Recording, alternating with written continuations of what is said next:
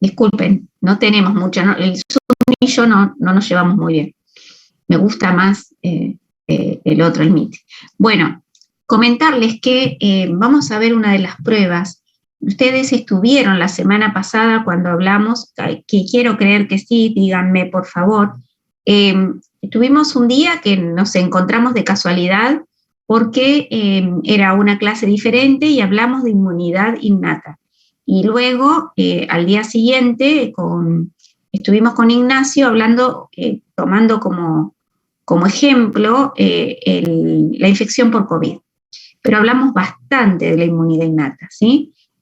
Ustedes, la mayoría, ¿estuvieron en esas clases? ¿Sí o no? Sí, profe. Sí, bien. Bueno, entonces me voy a adelantar un poquito y vamos a ver que estuvimos viendo los mecanismos de defensa, vimos mecanismos inespecíficos y específicos. Y yo les pedí y les vuelvo a pedir y vuelvo a hacer el llamado para que revisen las barreras naturales, porque suele pasar que en los finales esto nos queda, y no importaría el final, el tema es tener integrado ese conocimiento como objetivo de fisiología respecto de las barreras naturales. Vimos algo respecto a barreras naturales del sistema respiratorio, pero también es muy importante que revisen este concepto para lo que es sistema digestivo, que digamos tiene una independencia, no independencia, sino una importancia, lo van a ver un poco en lo que es tolerancia, que vieron o estarán por ver el trabajo práctico de enfermedad celíaca, y las barreras anatomofisiológicas, pero hay otro tipo de barreras también. Así que yo los invito a que repasen eso y lo tengan como objetivo de estudio. Luego, respuesta innata, que venimos hablando de la semana pasada, que consta de la inflamación, la fagocitosis y la lisis como mecanismos principales. Los mecanismos de defensa específicos, respuesta inmune adquirida, celular y humoral. Este es un cuadro súper macro, pero importante poder definir y ubicarse de lo que estamos hablando. Ahora, me quedo tranquila si mis alumnos, si yo le puedo transmitir la idea de que, por ejemplo, si es una inmunidad respuesta de virus, sobre todo tiene un predominio celular, pero no es que no ocurre la inmunidad innata y no es que no ocurre la inmunidad mediada por anticuerpos, no, sino que hay un predominio y una regulación de la inmunidad hacia una u otro tipo de respuesta inmune. Y entonces acá estaba con respecto a las horas, la inmunidad innata en horas, de 6 a 12 horas, cómo se produce el reconocimiento de algún microorganismo por las células epiteliales, por los fagocitos, y cómo en el complemento, las células natural killer, o la inmunidad innata, digamos, respecto a las barreras, al moco, ¿sí? Reproducen una respuesta inmune, ¿sí? Y luego se produce una respuesta inmune adaptativa, que puede ser primaria o secundaria, y si es mediada por los linfocitos B y produce anticuerpos, ¿sí? Y si no, digamos, puede ser celular, esta sería humoral, y la celular de linfocitos T, que son helpers, o también T citotóxicos. Fíjense la respuesta, la diferencia en días. Entonces, si yo quiero ver o quiero analizar qué sucede en unas horas, necesito, digamos, analizarlo con la inmunidad innata. Si una persona recién está comenzando una infección, entonces nosotros tenemos que situarnos en qué tipo de análisis de laboratorio haríamos, que eso es el trabajo práctico de hoy, para hacer el análisis de la inmunidad innata. Entonces tenemos acá las características de las inmunidades innatas y adaptativas. La especificidad. Digamos, la especificidad de la innata es una inmunidad que está compartida frente a grupos de microbios o moléculas relacionadas producidas por células dañadas del anfitrión. Entonces puede ser que reconoce un tipo de microorganismos, patrones de microorganismos, también puede reconocer células dañadas del anfitrión, es decir, de la propia persona. Y esa célula dañada puede ser una célula deteriorada por el daño que le hace el microorganismo, puede ser una célula que expresa otra molécula, como por ejemplo una célula tumoral, que empieza a producir o a expresar receptores de membranas diferentes, o le están mostrando al resto de la inmunidad que esa célula tiene algo extraño. Y eso también puede ser reconocido por la inmunidad innata. Bien, Después tenemos la adaptativa frente a antígenos microbianos y no microbianos. También puede ser antígenos propios, hay que ver si responde o no, y ese es otro cantar.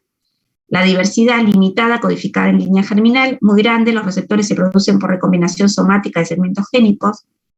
Esto quiere decir, esto es limitada la diversidad que pueden reconocer receptores tipo TOL, receptores intracelulares. En cambio acá los receptores tienen que ver con la recombinación y aparte también tienen que ver con el splicing alternativo que agranda esa posibilidad de reconocimiento.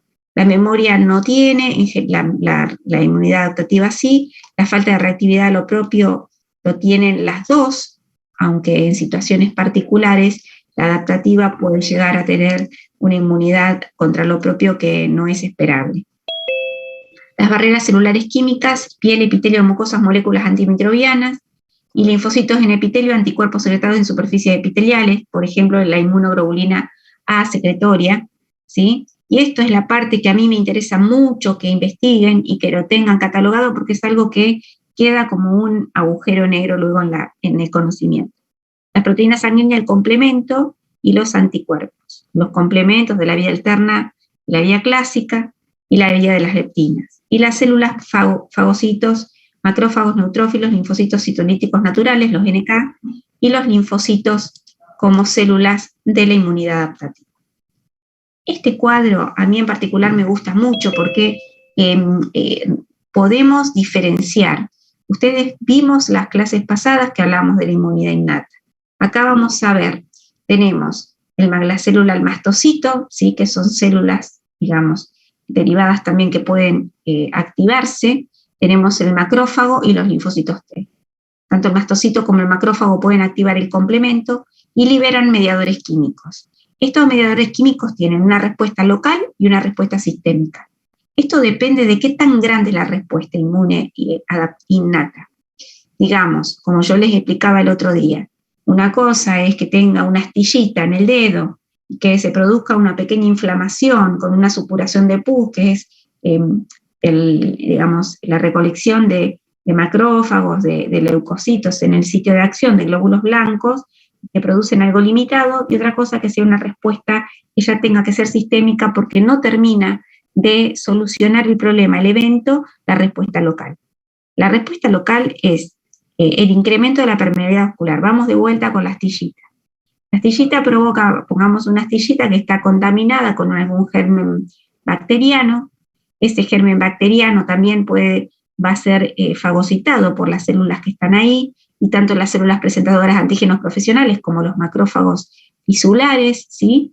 Y va a producir un aumento también de la permeabilidad vascular porque se va a secretar histamina también, por ejemplo, para que haya mayor irrigación, y eso por eso se produce el tumor y el dolor y la inflamación.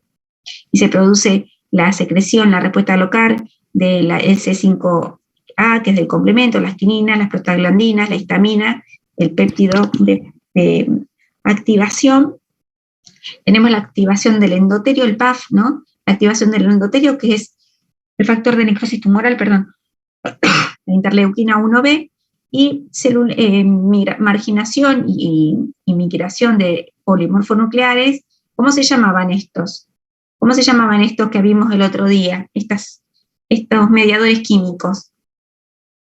Interleuquinas. Sí, pero tenían una forma, eran unas citoquinas particulares. ¿Cómo eran? Miocinas. Bien, bien ahí, bien, vamos aprendiendo. Entonces ya nos vamos nutriendo de la información.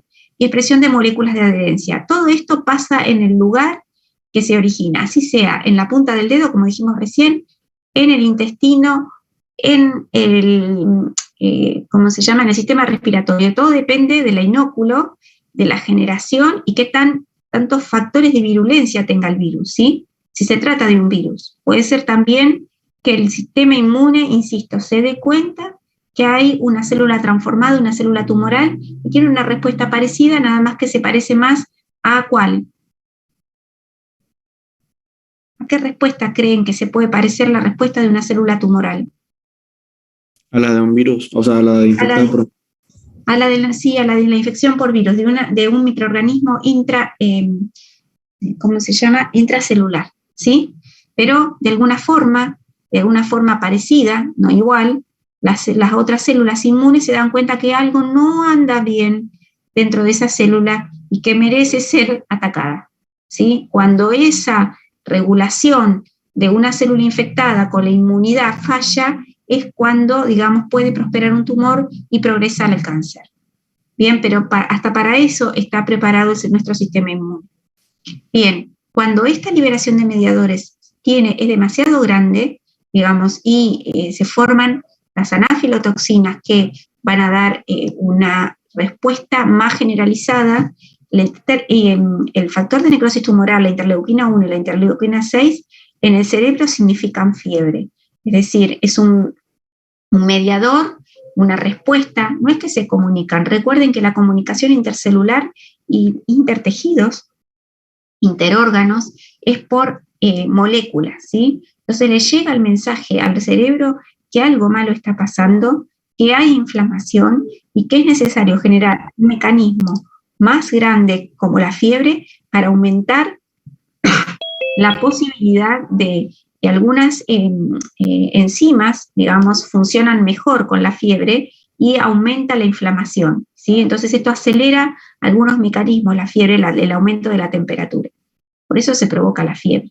Luego en el hígado, digamos, la interleuquina 1 y la 6 genera proteínas de fase aguda. A ver, cuéntenme ustedes qué proteínas de fase aguda conocen. Proteína C reactiva. Bien, y ¿saben para qué digamos, la proteína C reactiva siempre nos sale primero porque está muy relacionada con los análisis de laboratorio, y la proteína C reactiva se busca mucho, sobre todo en respuestas inflamatorias y sobre todo también bacterianas, ¿sí? No es cuantitativamente la más. ¿Qué acciones tiene la proteína C reactiva? Googleen. A ver. Un momentito. Acciones o funciones de la proteína C reactiva, a ver.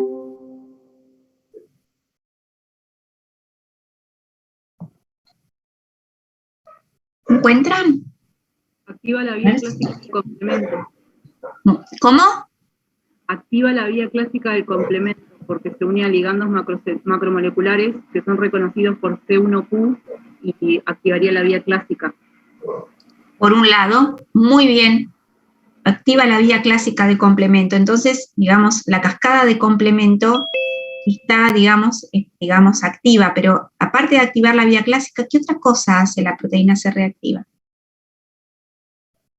No me acuerdo si inhibía o estimulaba la coagulación, profe. Yo lo había leído. Me parece que la inhibe. Ajá, a ver, busquen. Yo también estoy en eso, ¿eh? Porque sí sabemos para qué sirve, pero exactamente las palabras. ¿Qué es lo que hace la proteína C reactiva?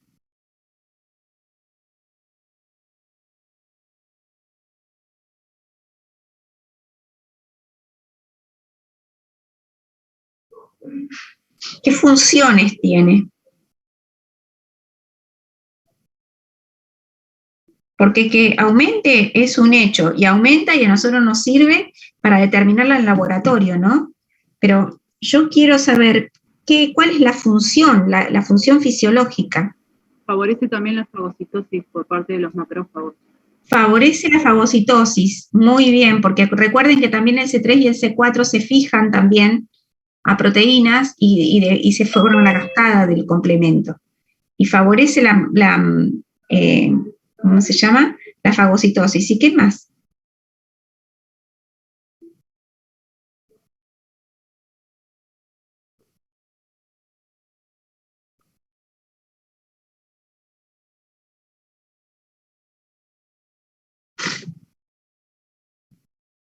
¿Encontraron algo más? También regula la vía alterna, porque se une a sitios de unión para el factor H. Bien. Yo encontré que se une a la cromatina liberada del tejido necrótico durante la inflamación y promueve su depuración. Buenísimo, buenísimo. Funciona como un marcador de depuración también, ¿sí? No es que opsoniza, pero de alguna manera sí, ¿sí? De alguna manera marca para la depuración algunos detritos orgánicos, ¿está? Como las chaperonas. ¿Alguna vez escucharon las chaperonas? Sí.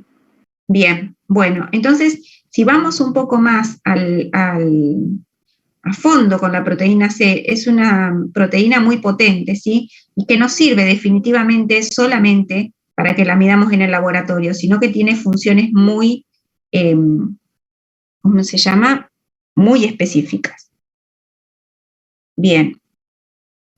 Bueno, entonces, esa era una, pero cuantitativamente no es la más importante, digamos, o cuantitativamente más importante. ¿Qué tenemos como proteínas de fase aguda en nivel de importancia o de cantidad?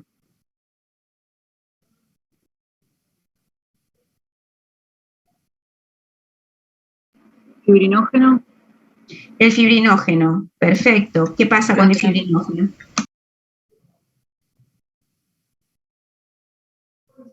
¿Qué pasa con el fibrinógeno? ¿Por qué será que el cuerpo prepara el fibrinógeno?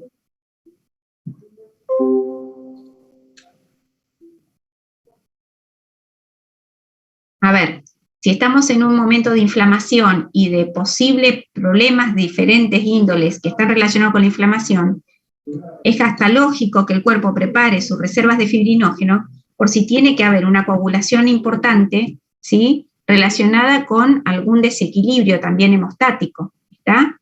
Entonces el cuerpo no sabe qué tipo de problema o de shock tiene que está, pero se está preparando con diferentes cosas. También aumento de qué otras proteínas de fase aguda podemos pensar que hay, aparte del fibrinógeno.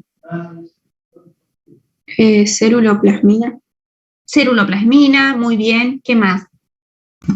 Protrombina. Sí. ¿Qué más? Alfa-1 antitripsina. Alfa-1 antitripsina, muy buena esa porque la vemos en el proteinograma electroforético y vemos el aumento del alfa-1 antitripsina. Bueno, es importante que sepamos cuáles son las proteínas y ahora vamos a ver por qué en la eritrosedimentación, que es una prueba muy pobrecita, digamos, muy simple, pero yo la adoro, porque aparte de ser, aunque sea muy inespecífica, pero tiene la sensibilidad para, monitorear eventos graves y de mucha inflamación. Así que, y es barata, así que es una muy buena prueba para hacer cuando tenemos que discriminar. Luego tenemos la síntesis de acá de la médula ósea de factor de necrosis tumoral, interleuquina 1,6 y los factores de crecimiento de colonias, estimulante de granulocitos, ¿sí? Entonces estimulan la producción de granulocitos porque, hey, hay batalla, necesitamos soldados, entonces de alguna manera la médula también tiene que estar enterada de que hay algún problema. Y después tenemos la expresión de moléculas de adherencia, factor de necrosis tumoral, interleuquina 1, interleuquina 8, y C5A, ¿sí? Y eso promueve la activación. Esto es a partir de los epitelios también. Entonces hay una activación, ¿sí? Que se promueve de los polimorfonucleares. Me encanta esta slide porque muestra de lo que es local a lo que es sistémico. ¿Sí? Bueno, entonces vamos a volver un poquito a ver lo que es la eritrosedimentación. Antes se hacía la lectura a la hora y luego a las 2 horas. ¿Bien? No se usa más la lectura a las 2 horas porque ya se consensuó que en 1 hora es suficiente para ver la velocidad de sedimentación globular, ¿sí? Y entonces, ¿cuáles son las unidades en las que se mide la eritrosedimentación? ¿En qué ¿Milímetros por hora? Milímetros por hora, perfecto. Que es como una medida, en vez de decir kilómetros por hora, como lo de los autos, decimos milímetros por hora, ¿sí? Y ahí tenemos. Acá les muestro esta página de infobioquímica, creo que el año pasado, si no mal no recuerdo, ya se las mencioné, ¿sí? Bueno, el que no la conoce, bien, el que no la conoce pueden ingresar ahí y tienen los valores de referencia de la mayoría de las prácticas de rutina. ¿Qué pasa con los milímetros por hora en las diferentes, por ejemplo, en género. ¿Qué pasa con el hombre y con la mujer? Sí, sí, acá dijeron la aptoglobina también es proteína de fase aguda. Muy bien. Tiene otra función, después la veremos. ¿Qué pasa con los valores de referencia en hombres y en mujeres con la eritrosedimentación? Van a diferir en nombre. Sí, sí. No se inhiban, porfi. Porfi. Porfi. Van a diferir. Yo encontré unos valores de que en hombres menores de 50 años es hasta 15 milímetros por hora y en mujeres menores de 50 años es hasta 20 milímetros por hora. Bien, ¿y a qué se deberá la diferencia? Puede que en la mujer haya más proteínas con cargas negativas que generen que los glóbulos rojos se repelan menos. A ver, tienes razón. ¿Cómo es tu nombre? Isaac. Isaac. ¿Otro Isaac? Sí. Bien, acá tenemos cómo es la eritrosedimentación, ¿sí? Nosotros ustedes en los videos tendrán la varilla de vidrio, ¿sí? Nosotros también tenemos ahora métodos automatizados en el laboratorio. Y esta es una varilla que se usa de plástico también como otro soporte. Se carga una columna con sangre, ¿sí? Hasta que se enrasa, hasta acá, hasta el tope. Y luego se mide en cuántos milímetros baja digamos, el paquete globular y queda el plasma solo en cuestión de 1 hora. ¿Está? Entonces ahí se ve. Ese aumento o esa velocidad está determinada, como bien dijo Isaac, porque los glóbulos rojos tienen cargas negativas, ¿sí? Y al haber alguna proteína que puede bloquear esas cargas de los glóbulos rojos, ¿sí? Puede reducir el potencial Z y provocando que las cargas negativas en la superficie de los nativos se acerquen más entre sí, las bloquea y aumenta la velocidad de sedimentación globular. Los glóbulos rojos se acumulan en pilas de Modela, se ponen todos uno atrás del otro y bajan más rápido, se organizan para descender. ¿Sí? Las enfermedades que causan un aumento de las proteínas de fase aguda, como ocurre con las reacciones inflamatorias y en este caso debido sobre todo al fibrinógeno, porque cuantitativa es la que más, y aquellos asociados con aumento policlonal o monoclonal de inmunoglobinas, ahora les cuento, llevan un aumento del eritro. Volvamos. Las proteínas que están en el medio. Hay algunas enfermedades como son mielomas múltiples, ¿sí? Que generan un aumento de inmunoglobulinas, pero en muy alta cantidad, también aumentan la velocidad de eritrosedimentación globular y no es por el fibrinógeno, no es por una proteína de fase aguda. Bueno, hay técnicas automatizadas y estas no las detectan tan bien como la manual, pero lo importante acá es que es la cantidad, la distancia o la velocidad de sedimentación globular. Recién dijo Isaac que las mujeres tenían, y a ver, vamos un poquito más, ¿por qué puede pasar, digamos, que la mujer, el hombre, vamos profundizando un poquito más? ¿A quién se le ocurre otra idea? El hematocrito en el hombre es mayor también, eso creo que también influía. Mira, está muy bueno que me lo digas, porque quiero comentarles algo. Cuando nosotros hablamos de eritrosedimentación, estamos hablando de sedimentación globular que en 1 hora y sin centrifugar, como es en el hematocrito, se debe mayoritariamente a la presencia de proteínas, digamos, o de proteínas de fase aguda que hacen que esa velocidad aumente. Por supuesto que si hay una persona que tiene una anemia muy severa, se va a ver favorecida ese aumento de velocidad de eritrosedimentación, pero no es directa, ¿sí? Yo quiero que les quede hoy clarísimo este concepto. Velocidad de sedimentación globular o BCG o eritrosedimentación la asocio a proteínas de fase aguda, no la asocio a hematocrito. El hematocrito se asocia y la concentración de hemoglobina a anemia, ¿sí? Anemia o a o a digamos, a hemocromatosis, a otras cosas. ¿Me explico? Que pueda hacer que una anemia muy severa sea un factor condicionante del eritro, puede ser, pero no puedo decir que la eritrosedimentación está aumentada porque tiene anemia o porque no es así, ¿sí? La eritrosedimentación se relaciona con la inflamación, con el aumento de alguna proteína que me está indicando que hay algo que aumenta la velocidad de eritrosedimentación. ¿Me expliqué bien o hice lío? ¿Se entiende? Sí, ¿Isaac? profe. Sí, lo que pasa es que yo había leído también que, bueno, estas eran causas menos frecuentes, como por ejemplo policitemia disminuía la BSG, pero bueno, fue como para ir tirando hipótesis del por qué. Claro, está muy bien lo que decís, digamos, pero yo quiero que es verdad que si tenés policitemia, puede ser que disminuya, no que aumente la velocidad de eritrosedimentación globular, porque hay tantos glóbulos que les cuesta organizarse para apilarse y bajar. ¿Está? Pero yo lo que quiero que les quede claro que si yo estoy hablando de eritrosedimentación, no es correcto decir lo primero que digo es por anemia, porque no. Yo puedo obtener, por ejemplo, mujer, 30 de hematocrito, 10,1 de hemoglobina, ya estaría calificada como anémica, ¿sí? No por eso voy a tener más de 20 de eritrosedimentación si no tengo una inflamación. Claro, si yo soy mujer y tengo 20 de hematocrito con 6,5, por supuesto que algo me va a aumentar la eritrosedimentación porque es una anemia demasiado severa.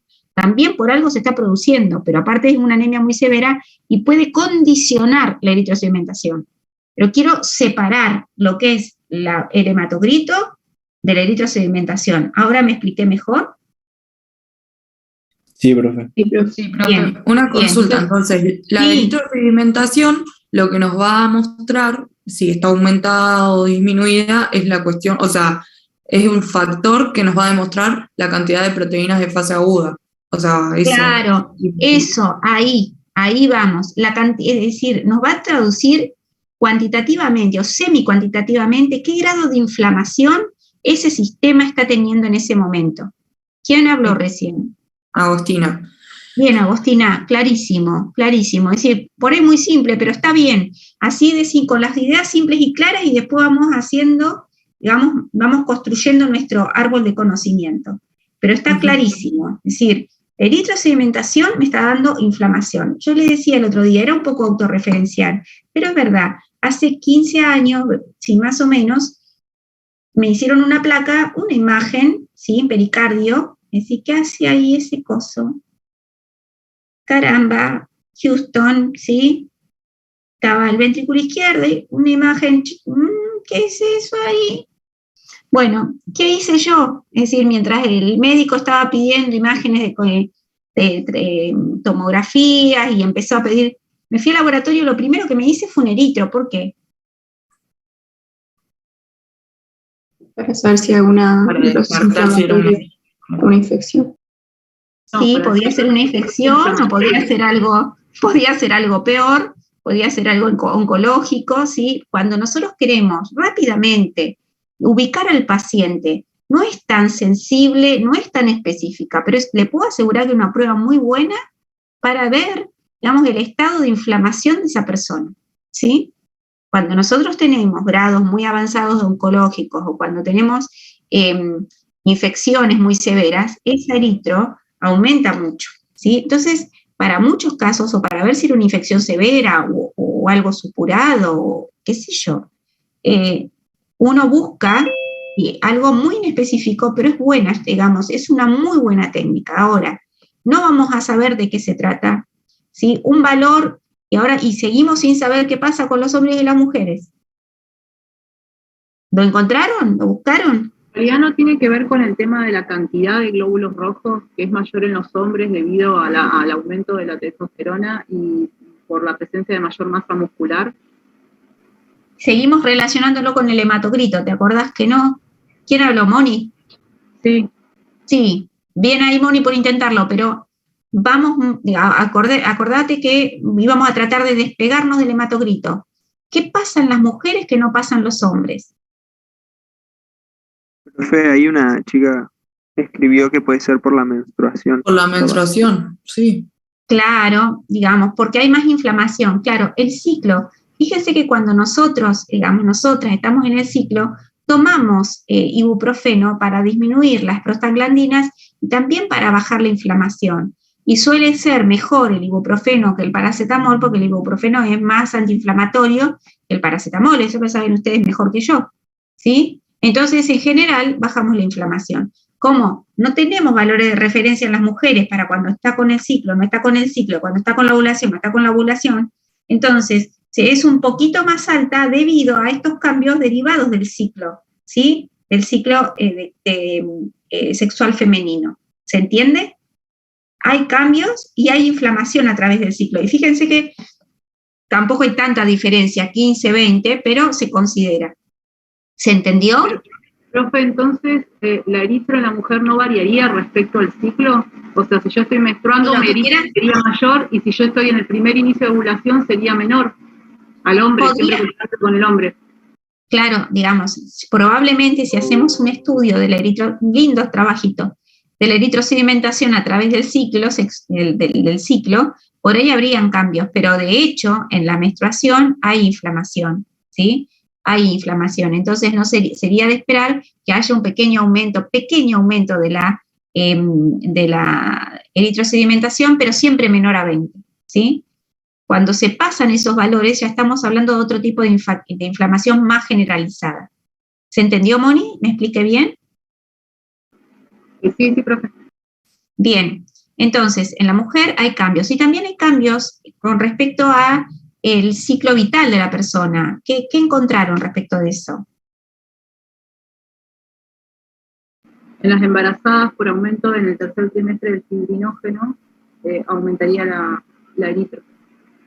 Bien, aumenta el eritro, también hay un tema de bastante diferencia con respecto a las proteínas plasmáticas, está muy bien.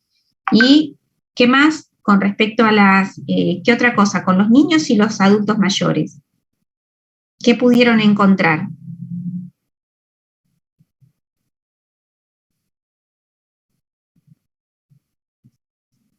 Googleen, chicos, no los construyan. Sí, muy bien. Bien. ¿Y qué pensamos? A ver.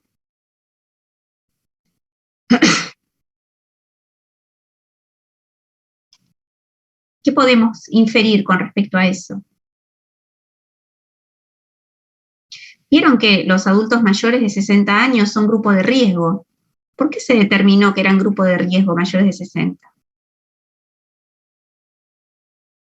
Porque por ahí cursan con enfermedades crónicas, postinflamatorias, y eso generaría un aumento de las proteínas de fase aguda. Pero ponele que sea un adulto mayor sanito.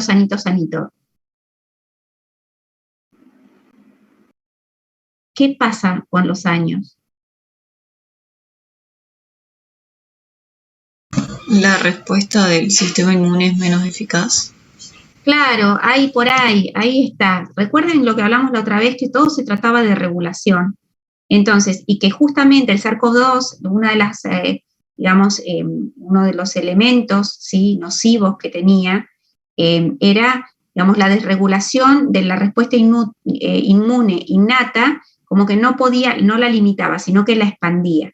Entonces, la pérdida de la desregulación del sistema inmune con la edad hace que sea menos eficaz, como dijiste vos. Entonces, puede pasar, digamos, que en adultos haya menos regulación y la respuesta sea menos limitada.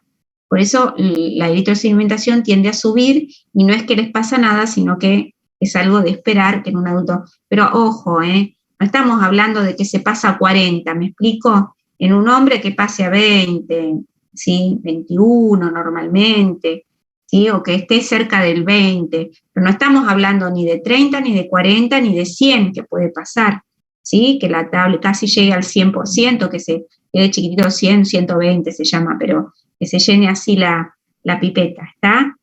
Eso ya cuando son arriba de 50, 60, ya estamos hablando de patologías muy, muy grandes, infecciones muy diseminadas o muy grandes, ¿sí? O procesos oncológicos o inflamatorios como una artritis reumatoidea descontrolada o una enfermedad autoinmune muy grave, ¿sí? Lo bueno que tiene el eritro también, parece que soy amiga del eritro, la vendo, es que también se usa para controlar cómo va evolucionando. Entonces es una práctica barata y voy controlando cómo va mi paciente. En la internación se pide eritro y qué otra cosa para ver cómo viene el paciente desde el punto de vista inmune o de respuesta. De glóbulos rojos, de glóbulos blancos, perdón. Bien, con un hemograma, que el hemograma se acuerdan que tenía recuento de glóbulos rojos para ver la cantidad de rojos, recuento de glóbulos blancos. ¿Cuál era el nivel normal de glóbulos blancos? Que ya lo aprendimos la semana pasada. Tan importante. De 4.000 a 11.000. Sí, ponele de 4 a 10 o 4,5 a 10, sí, vamos a ir ajustando ese número para que ya lo tengamos todos en la cabeza. Y cuando digamos, una asociación entre, ¿cómo se llama? Una eritrosedimentación alta, ¿cómo podría esperar yo los glóbulos blancos? Altos. Altos, digamos en una hipótesis, ¿sí? Vamos a hacer una hipótesis. Puede pasar, y les digo ahora que en infecciones muy severas también haya leucopenia. ¿Qué quiere decir leucopenia? Disminuir la cantidad de linfocitos. Bien, ¿de qué? Están disminuidos los leucocitos. Leucocitos, entendí linfocitos. Eso sería linfopenia y es otro cantar. Sí, igual yo había dicho linfocitos. Está bien. Bueno, pero es leucocitos, pero vamos a hablar de lo que estás diciendo. No sé quién sos. ¿El nombre? Ana. Vamos a hablar de ese tema. Mirá, nosotros tenemos que, cuando es de rutina en el laboratorio, se pide hemograma eritro, ¿sí? Después puede ser glucemia, algo de coagulación, pero hemograma eritro me tiene que servir a mí para saber cómo están los blancos, qué respuesta generalizada a esta inflamación tengo de la persona. Baratito, ¿sí? Baratito, pero ya me va generando a ver cómo tengo esta persona. Vimos la semana pasada que el hemograma, particularmente en el SARS-CoV-2, en vez de tener una reacción tipo viral, tiene una reacción más tipo inflamatoria bacteriana o de ese tipo, de ese estilo, porque se desregula, en vez de ir para la inflamación, para la inmunidad innata mediada por células, se desregula y provoca una inflamación tan grande que aparecen los neutrófilos como protagonistas, y entonces tenemos una leucocitosis con neutrofilia, ¿sí? Entonces, ¿qué quiere decir esto? A ver, Ana, leucocitosis con neutrofilia, ¿qué es lo que estoy diciendo?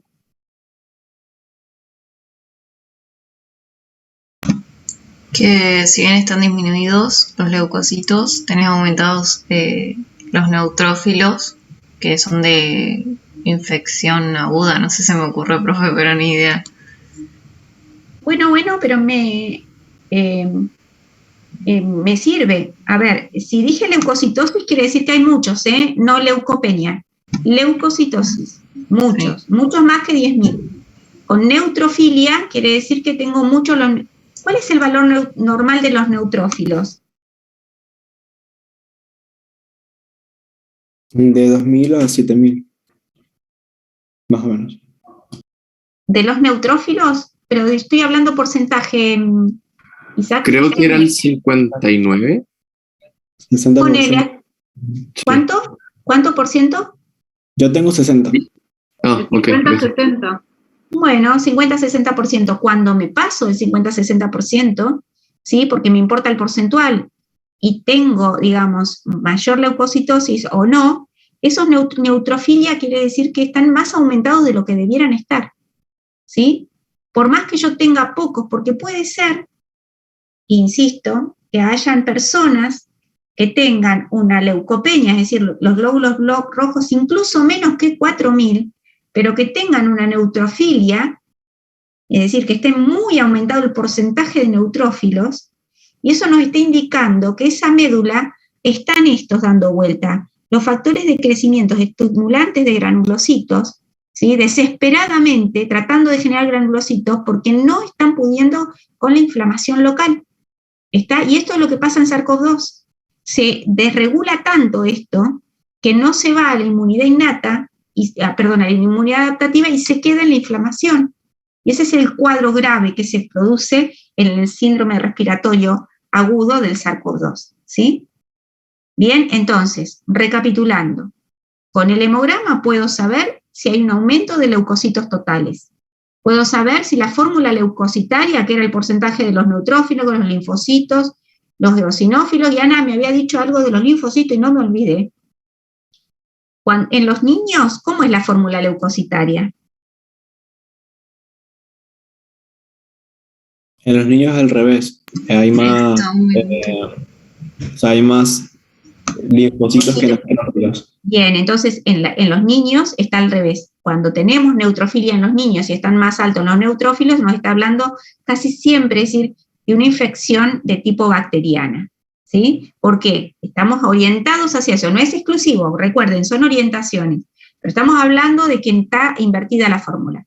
Y en los adultos, Ana, una linfopenia, como dijiste vos, lo que hacemos nosotros es ver si esos linfocitos le sacamos el número, porque nosotros estábamos hablando de porcentajes, pero también vemos el número absoluto. Y justamente en SARS-CoV-2, en infección por coronavirus, lo que mirábamos era el valor absoluto de linfocitos y cuando estaba muy bajo, estaba indicando un mal pronóstico para esa persona. Claro, eso es lo que te iba a preguntar, que por la tormenta de citoquinas y eso en SARS-CoV-2 está disminuido y eso era lo del pronóstico, ¿no? Es mal pronóstico. Lo que sí, nosotros íbamos siguiendo día a día las personas en terapia, cuando empezaban a aumentar otras cuestiones, como ProBNP, digamos, y los problemas de coagulación, el dímero D, y ya hay temas generalizados, empieza el LDH, y empezábamos a ver linfopenias muy marcadas del valor absoluto de linfocitos. El relativo también, pero el absoluto lo veíamos bajo y estábamos viendo un mal pronóstico de evolución, ¿sí? Entonces, barato, fácil, hemograma eritro, me da una idea del estado inflamatorio de la persona. Un panorama, ¿sí? Si lo sé leer, si sé leer bien, los leucocitos totales, la fórmula leucocitaria relativa se llama porque es en porcentaje, y si tengo que leer alguna cosa absoluta, como hacemos también, a veces cuando medimos linfocitos TCD4, que los hacemos en una cuenta para ver el número absoluto en HIV, para ver cómo está esa persona en su evolución a SIDA. Me fui muy al carajo, no, uy, esto está grabado. Me fui muy lejos, perdón. No, consultan. Entonces, también el hemograma, al estar desarrollado, qué tipo de glóbulo blanco está aumentado o disminuido, también vamos a saber qué tipo de qué tipo de sistema inmunológico o qué respuesta inmune está actuando también. ¿Qué predominio? Está muy bien lo que dijiste. Yo te agregué una cosa que es el CD4, que no se hace por el hemograma, que se hace por citometría de flujo, pero es una explicación de por qué es importante esta proporción, ¿sí? Luego lo hacemos respecto de esa proporción y nos damos cuenta. En el hemograma no se ve el CD4, chicos, se ven pero muy bien lo dijiste. Entonces yo puedo darme cuenta qué tipo de respuesta inmune está preponderando, ¿sí? O qué se está estableciendo, y me puedo dar cuenta qué es lo que, una orientación de lo que puede estar sucediendo, si lo sé ver. Aparte tenemos los basófilos, que a los bioquímicos no nos gusta nada los basófilos, porque nos indican, si siempre cuando hay basófilos empezamos a abrir el ojo a ver si vemos algún blasto, que es una célula inmadura. La neutrofilia, como le dije, que era mayor porcentaje, pueden empezar a aparecer elementos inmaduros de la serie blanca porque esto esté muy estimulado. Y entonces van a aparecer callados. Neutrófilos encallados, ¿saben lo que son? Sí, creo que eran los que no están segmentados. No están segmentados, son los anteriores. Tenés los metamielocitos, que vienen de blastos, hay un montón, los policromatos, y tenés los metamielocitos y los neutrófilos encallados y luego los segmentados. Y eso quiere decir que hay células inmaduras, quiere decir que está pasando esto. Cuando empiezan a aparecer inmaduros, ¿sí?, en la fórmula leucocitaria, quiere decir que está pasando esto. La médula está estresada y le están exigiendo que tire neutrófilos porque no alcanza. Y eso tiene que llamar la atención, por más que el número total de leucocitos sea bajo, tiene que llamar la atención de que tenés elementos inmaduros de neutrófilos, ¿sí? No es normal que tengas más de 1% de neutrófilos encallados, ¿no? No es normal, y menos que aparezcan melanomelocitos, ¿sí? ¿Me expliqué? ¿Sí? No.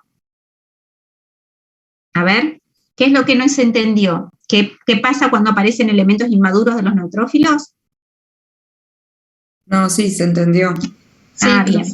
Como que la respuesta inmune no está siendo suficiente, entonces necesita una respuesta sistémica y producción de células inmaduras para generar después una respuesta más fuerte. Claro, tal cual. No le alcanza, entonces está manoteando, ¿sí? Tiene una respuesta sistémica con proteínas de fase aguda y con generación, y a la médula también le está exigiendo que tire elementos más neutrófilos porque no le alcanza. Pero eso implica que pueden aparecer y van a aparecer elementos inmaduros. Y a nosotros en el microscopio nos alerta, y digamos en el laboratorio nos alerta de que hay una inflamación severa. Bien, entonces volviendo a las primeras preguntas, a ver, vamos a ir al primer panel de preguntas, a ver si podemos responder. Define eritrosedimentación, creo que lo tenemos. Señale los valores normales en hombres y mujeres. ¿Cuál es el fundamento fisiológico de estos resultados? ¿Qué tipo de factores pueden modificar las lecturas y por qué? Ahora vuelvo sobre ese. ¿Cuál es su valor diagnóstico? ¿Sí? Digamos, dijimos que no era específico, pero que sí, digamos, es sensible en los eventos inflamatorios. ¿Cuál es su relación con el sistema de defensa? Hace una hora que venimos hablando de eso, y se varía su resultado a lo largo del ciclo vital. Vamos acá, ¿qué tipo de factores pueden modificar las lecturas y por qué? Profe, perdón, ¿te hago una pregunta? Sí, cómo no. Respecto al ciclo vital, no me quedó claro entonces por qué, o por ahí lo dijiste y pasó de largo, ¿por qué en los niños o neonatos es tan baja la eritro? Porque yo lo tengo relacionado con el eritrocito siempre. Entonces, lo tenía relacionado con el eritrocito y como dijiste, no se relaciona. No. En los niños, digamos, tenés una respuesta más inmadura, ¿sí? Entonces les cuesta reaccionan diferentes, ¿sí? No tienen la misma respuesta que un adulto. Por otro lado, la diferencia con la niña y la mujer es el ciclo, ¿sí?, de la mujer. Entonces, vos tenés una respuesta que es muy grande, pero que no tiene la misma regulación de un sistema inmunitario maduro. Podemos tomarlo así. En el adulto, el problema que está disminuida, ¿no? Pero cuando aumenta en un niño, ¿sí? Nosotros tiene fiebre, ¿sí? Ya tiene todo el cuadro. ¿Sí? Un chico con fiebre le va a dar la eritro aumentada. Mayor de 13 no le ponemos mayor a 20. En el niño mayor de 13 para nosotros ya está aumentada. ¿Me expliqué, Mónica?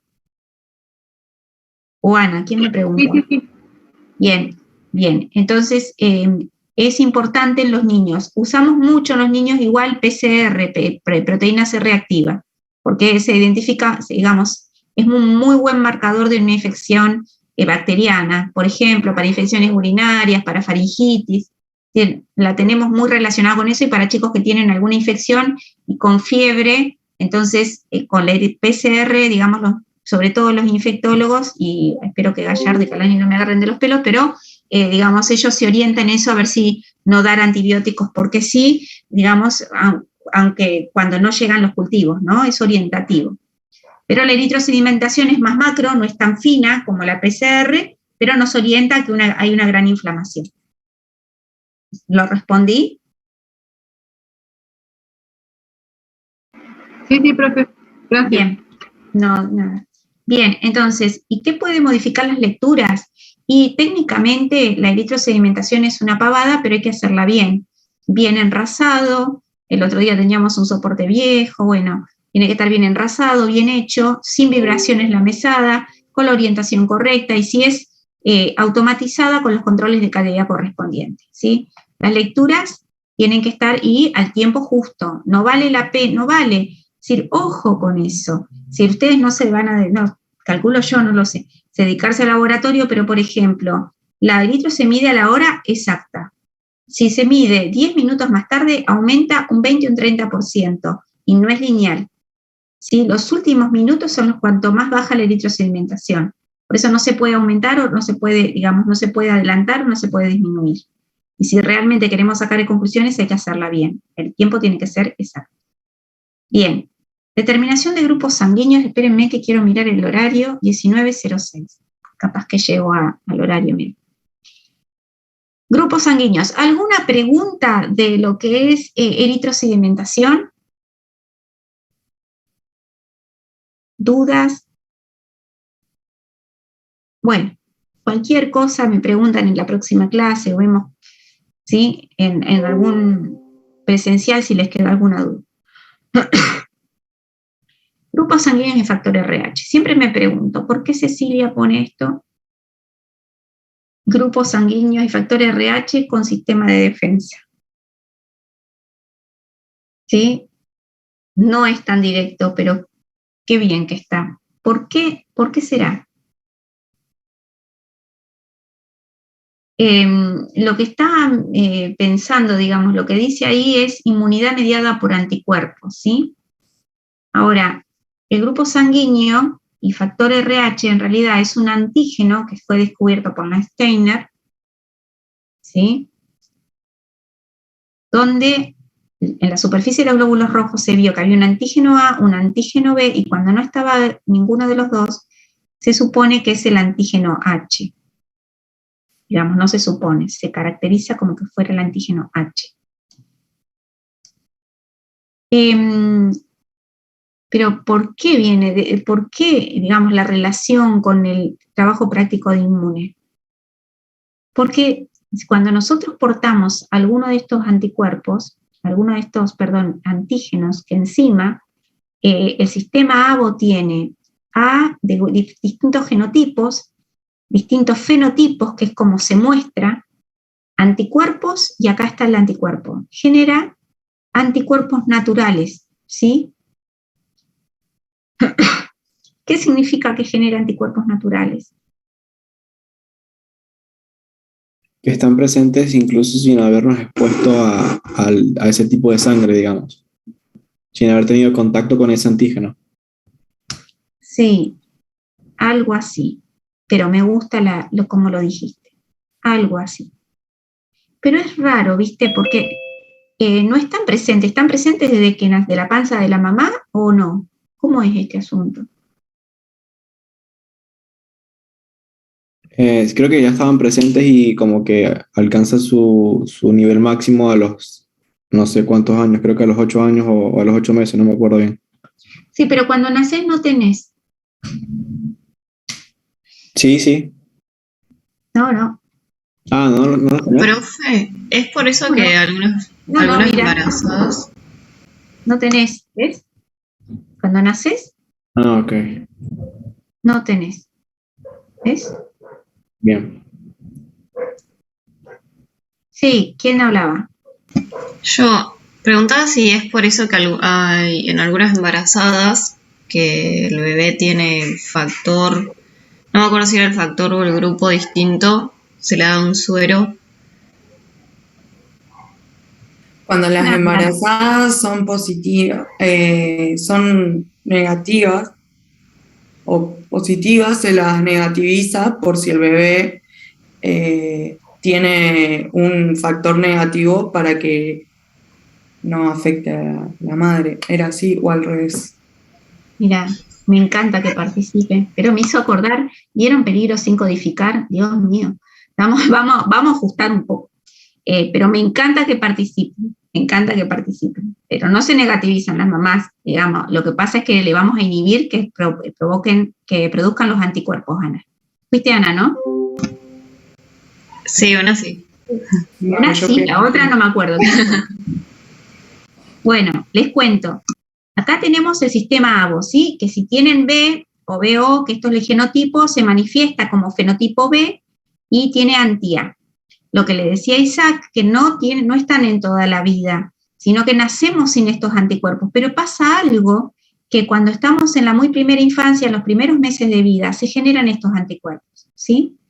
Esto es los genotipos, que no lo tenemos codificado en nuestros genes para generar ni cero, entonces los dos alelos es 0, 0, el fenotipo es 0 y tengo anti-A y anti-B, ¿sí?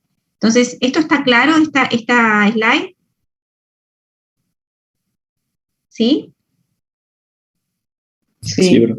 Bien, bueno. Y entonces tenemos las características generales de los anticuerpos. Los SABO, alta importancia clínica, normalmente aparecen anticuerpos naturales en los individuos que no portan el antígeno en sus eritrocitos.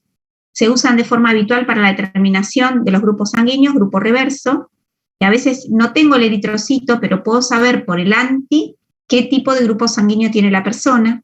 Son aglutininas frías, usualmente clase IgM. A veces se usan esto, por ejemplo, del grupo reverso, ¿vieron en forense? Porque los anticuerpos son extremadamente duros, ¿sí? Los anticuerpos, aunque se sequen por ahí, los podés reconstituir, son muy duros. Entonces, a veces usás el grupo reverso para ver esa mancha de sangre de qué tipo era, también.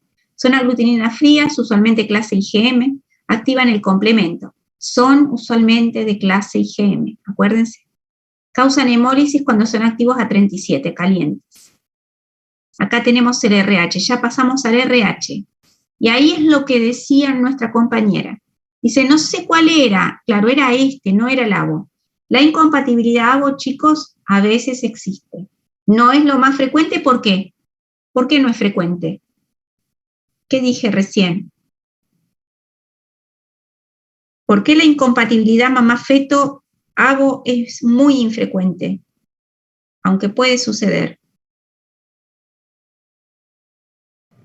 Puede ser porque los anticuerpos no pasan, no sé si no estoy segura, pero no pasan la placenta. Sí, por fin mi perro cazó una liebre, sí, porque son de tipo IgM y no pasan la placenta, muy bien ahí. Entonces es difícil, excepto que pase algún evento o en el momento del parto o algo muy raro, que puede pasar, ojo, puede pasar, pero es muy raro la incompatibilidad ABO, porque en general, en condiciones normales, no atraviesan placenta las IgM.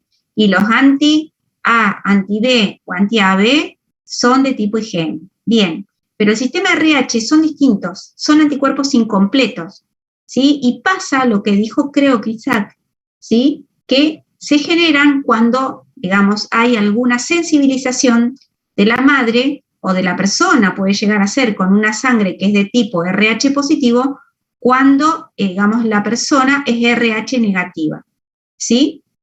Lo que pasa es que RH no es tan fácil, que tiene un cosito o no tiene un cosito. El sistema RH es muy complejo y se han descrito hasta 52 antígenos. Es un sistema, ¿sí? Que el RH, que es el antígeno anti-D, que se define como positivo. Pero hay otros antígenos que también son positivos, como el C chica, E, D grande. El antígeno D es un mosaico antigénico determinado por epitopes. Entonces, son inmunes de origen naturales, no son naturales, tenés que sensibilizarse. Natural quiere decir que no hay, y ahí vamos a hablar un cachito. Son de clase IgG, usualmente IG1 y IG3, y les dije incompletos, ¿sí? Pocas veces fijan complemento y aparecen en individuos de negativos o en D parciales. Acá tenemos otros grupos sanguíneos, y fíjense cómo el ABO genera anticuerpos naturales, pero no son los únicos. Puede ser que en algunos otros, como por ejemplo sistema Lewis, ¿sí? Y acá tenemos sistema P o sistema Cartwright, también se pueden generar anticuerpos naturales, ¿sí? Entonces, pensando que solamente existe el ABO y el RH, nos quedamos cortos. Hay un montón, y esto se hace siempre cuando se hace, hablamos mucho eso en el presencial, de las compatibilidades que se hacen en los bancos de sangre para evitar que no haya reacciones cruzadas con antígenos que no son los más frecuentes. Se hacen otros tipos de pruebas de laboratorio. Bien, antes de pasar a la mamá, vamos a ver qué contiene el frasco denominado suero anti-A, anti-B y anti-D. Miren el video, pero hay un frasquito, que es un frasquito azul, que es el anti-A, y un frasquito amarillo, que es el anti-B, y un frasquito transparente, que es el anti-D, ¿sí? Cada frasquito de esto tienen anticuerpos, entonces se unen, a ver, con los se unen con los tipos de, por ejemplo, este es un tipo A. Entonces, tenemos en el plasma un anti-B. Esta persona tiene un anti-B. Yo tengo que tener, para hacer la reacción, ¿sí?, en el tubo de ensayo o en el portaobjetos, tengo que tener un tipo de anticuerpos, ¿sí? Le pongo el frasquito amarillo, una gota, se unen y se produce una aglutinación en el portaobjeto, miren el video, y se produce una lisis in vivo, ¿sí? In vivo. ¿Me expliqué, chicos? Empiezo de vuelta si no se entendió, ¿eh?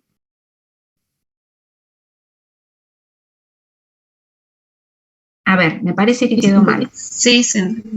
¿Se entendió algo? Bueno, cuando quiero hacer la prueba de laboratorio, agarro unos frasquitos con los antisueros de colores y enfrento las células humanas para ver si aglutinan o no aglutinan. Entonces los puedo caracterizar, si son A, B, AB, y si son RH positivo o negativo. Y el RH hay que tener más cuidado porque es un sistema y entonces es más complicado para determinar, ¿sí?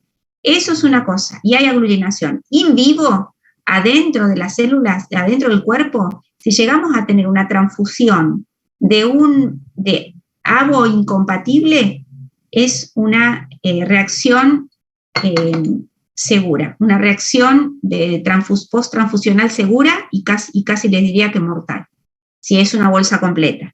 Pasa que apenas la persona se hace la transfusión, comienza a tener la reacción, el técnico de hemoterapia para, cosa que no debiera suceder porque está todo tipificado, entonces se hace una compatibilidad previa para que estas cosas no sucedan. Puede existir algún grupo sanguíneo más extraño, pero digamos siempre igual se verifica, ¿sí? Entonces no se puede transfundir grupos diferentes, ¿está? Porque la persona, si yo le paso a una persona sangre A, cuando esa persona es B, ¿qué es lo que sucede? Aglutinar los glóbulos rojos. Vale, claro, los anticuerpos anti-B que tiene esa persona va a producir esto, que está acá. Va a ser bolsa los glóbulos rojos que le están pasando, ¿sí? Se va a generar una reacción generalizada que es prácticamente mortal, ¿sí? Si le pasa bolsa completa, porque puede ser que no. ¿Está? Bien. Pero otra cosa diferente es cuando nosotros hacemos la práctica en el laboratorio, para hacer la práctica para verlo. Por eso les pido que miren el video de cómo se hace. Entonces, las personas que tienen A tienen anticuerpos naturales anti-B, los que tienen B tienen anticuerpos naturales anti-A, los que tienen anti-AB tienen anticuerpos naturales anti-A y anti-B, el tipo 0 tienen los dos tipos anticuerpos. ¿Bien? Bueno, la pregunta es, a ver, vamos acá. ¿Qué contiene el frasco denominado suero anti-A? ¿Qué tiene? Anticuerpos para el antígeno A. Bien, muy bien. Así el anti-B y el anti-D. ¿Y por qué se denomina anti-D para determinar el factor RH? Porque si bien, como usted dijo hace un rato, que el factor RH estaba compuesto por más de 52 proteínas, el antígeno D es el más inmunógeno. Entonces como que es más importante en el tema de generar reacciones inmunitarias. Claro, y hay muchos genotipos y fenotipos, pero lo detecta. Si cuando no se detecta hay que hacer algo que se llama DU, algo más específico, pero bueno, es uno de los más difíciles y cuando hay un negativo se confirma. ¿Qué fenómeno observa al mezclar los sueros con la sangre correspondiente a este grupo sanguíneo? ¿Qué fenómeno les dije que era cuando lo hacemos en el portaobjeto o cuando mezclamos la sangre? Aglutinación, muy bien. ¿Qué se denominaría este tipo de prueba? Tipificación de grupo y factor. Tipificación de grupo y factor. Sí, una aglutinación directa, una prueba directa. Bien. ¿Conoce otros sistemas de grupos sanguíneos y factores distintos de los citados? Y lo que les comenté recién. Y acá vamos por lo que hablamos hace un rato, ¿sí? ¿Qué pasa con el suero anti-A y anti-B? Bueno, se supone que las inmunoglobulinas, acá hay algo, chicos, que es el futuro, creo, de la inmunología, y es algo que en este momento, lo que es microbiota, es una de las cosas de punta de investigación en el mundo que tiene que ver también con la nutrición y con la microbiota y la inmunología. Y que ahora, sin dudas, con el tema del coronavirus, nos dimos cuenta que es la llave del futuro de la medicina. ¿Por qué? Digamos, tan grande lo hago porque no, hay mucho desconocimiento con respecto a esto. ¿Por qué se generan estas inmunoglobulinas?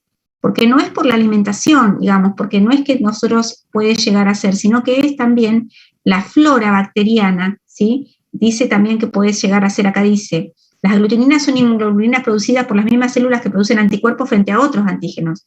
La mayor parte de ellas son de IgG que se sintetizan en contacto del organismo, inmunoglobulinas, no IgG, con los componentes glucídicos de la membrana A o B, glucosamina, galactosa y galactosamina, fucosa, en pequeñas cantidades, presentes en los alimentos y microorganismos del tracto digestivo.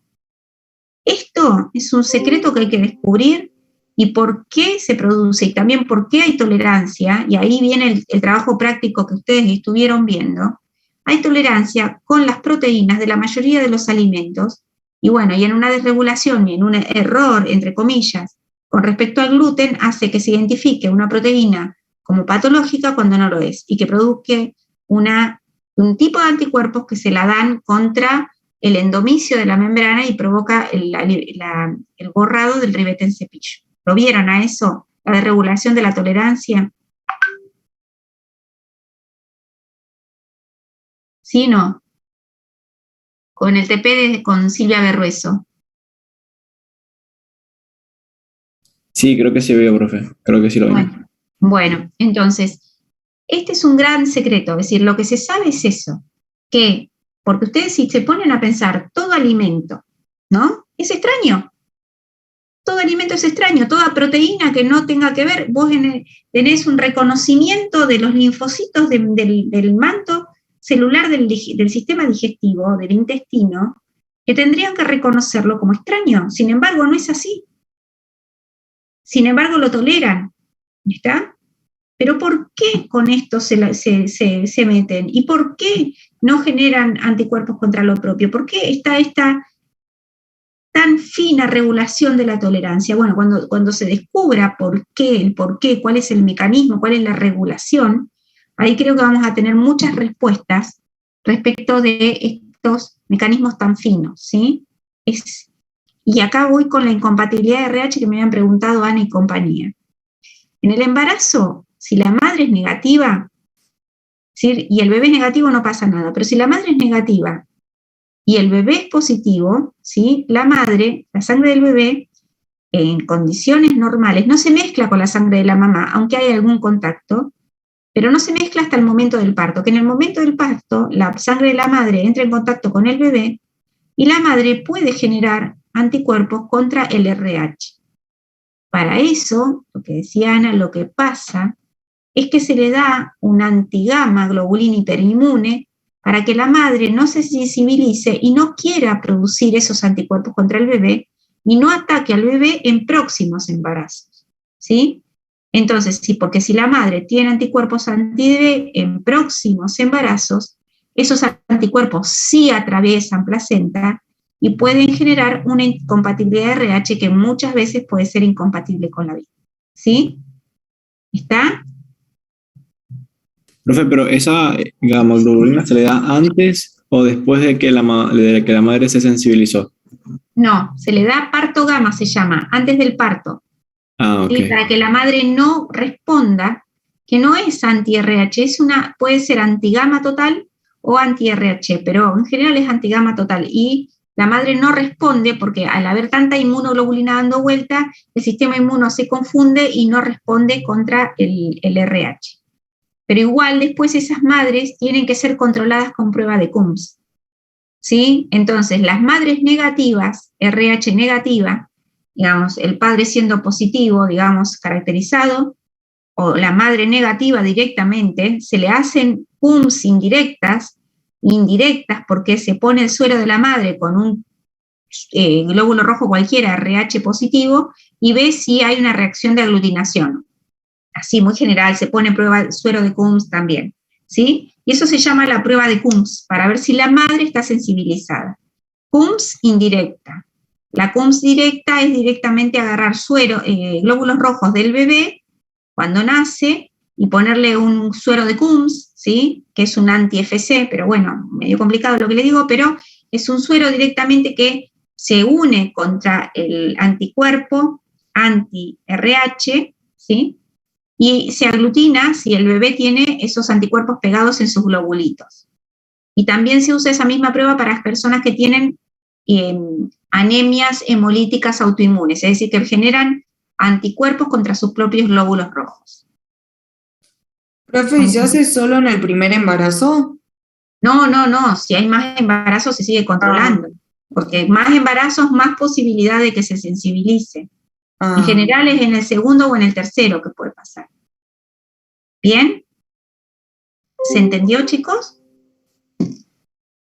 Sí. Bien. Sí. Bueno, me preguntan sí. Entonces. Profe, antes Sí. de estas preguntas, yo había leído hace tiempo un tipo de sangre que era RH nulo. Este es como que no tiene ninguna de esas 52 proteínas que describía el factor RH.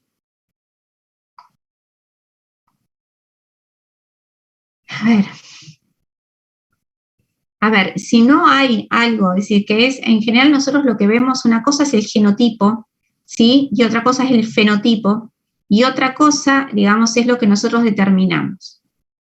En general, el RH se determina, hay un montón de paneles, Isaac, y no se determina tan fácilmente, y nosotros llegamos hasta fenotipo, ¿está? Si no tendríamos que hacer una genotipificación por biología molecular para verlo. Pero lo importante acá es si se considera negativo o positivo para futuras transfusiones, ¿está? Si nosotros vemos que no tiene ninguno de estos factores, puede recibir solo otro negativo, pero no, había recién ahí un anti-D que decía que era un anti-D no completo, a ver cómo decía, un mosaico de anti-D, ¿sí?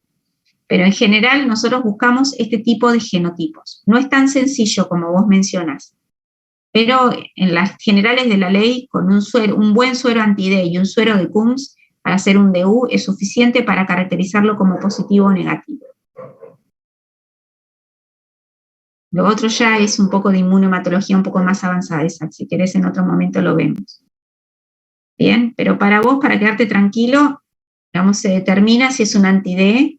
En laboratorio se puede hacer una prueba, un lavado de glóbulos rojos, pero para esto es suficiente. Bueno, ¿está? Sí, profe. Bien.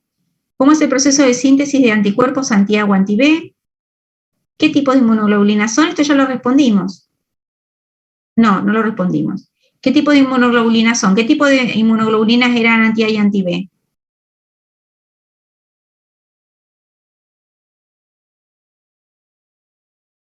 ¿Eran IgM, IgG? ¿Cómo eran?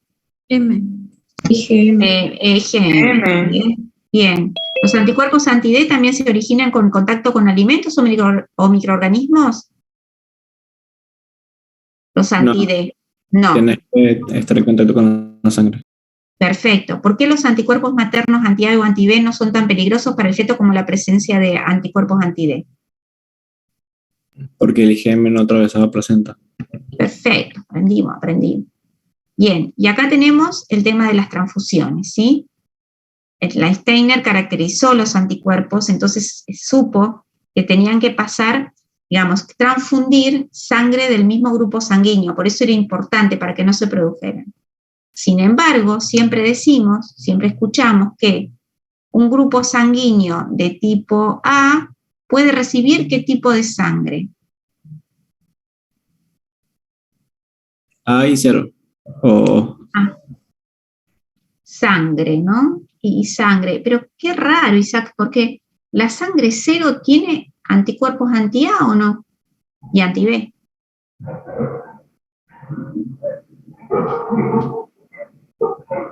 Sí, los tiene. Pero se transfunde, porque siempre decimos que se puede transfundir. Claro. Y entonces,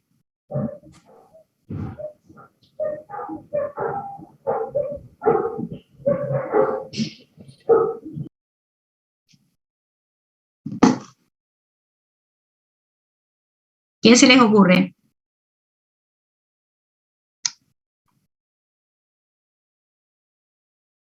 ¿Se transfunde la sangre entera con plasma y todo. Debería ser solamente cuerpo forma, o sea, solo el glóbulo rojo. Claro, porque en realidad la sangre cuando se extrae y hacemos la donación, separamos los glóbulos rojos, que no se lavan pero se deplecionan, del plasma.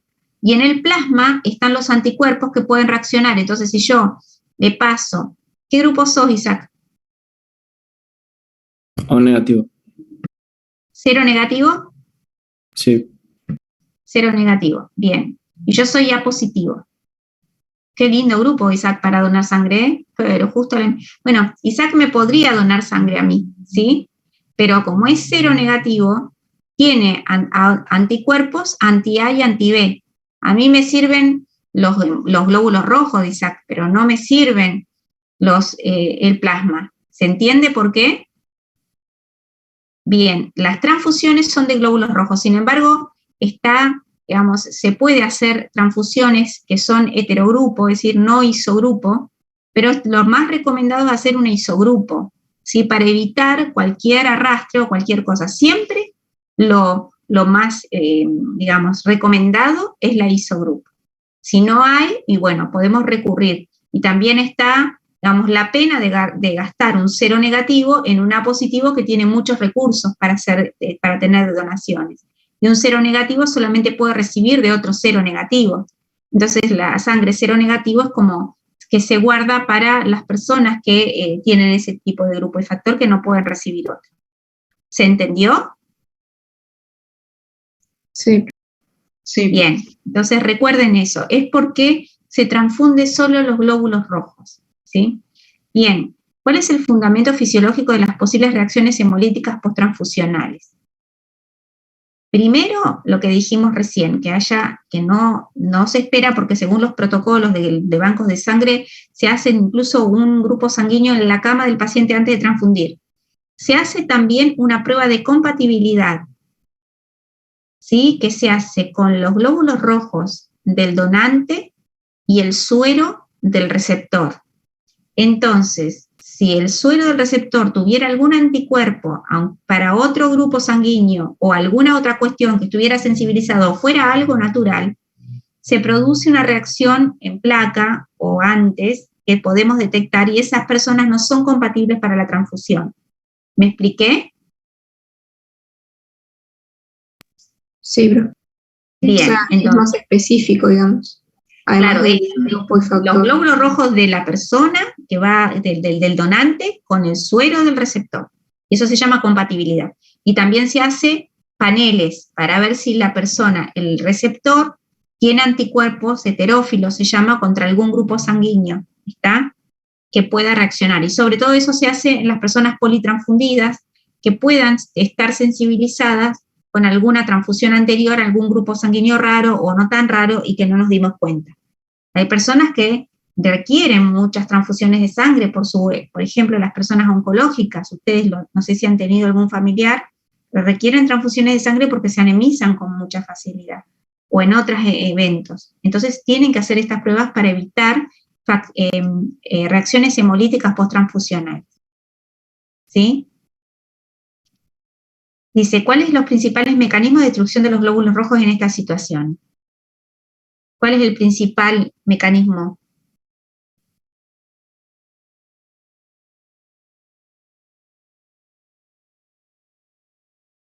La hemólisis, ¿sí?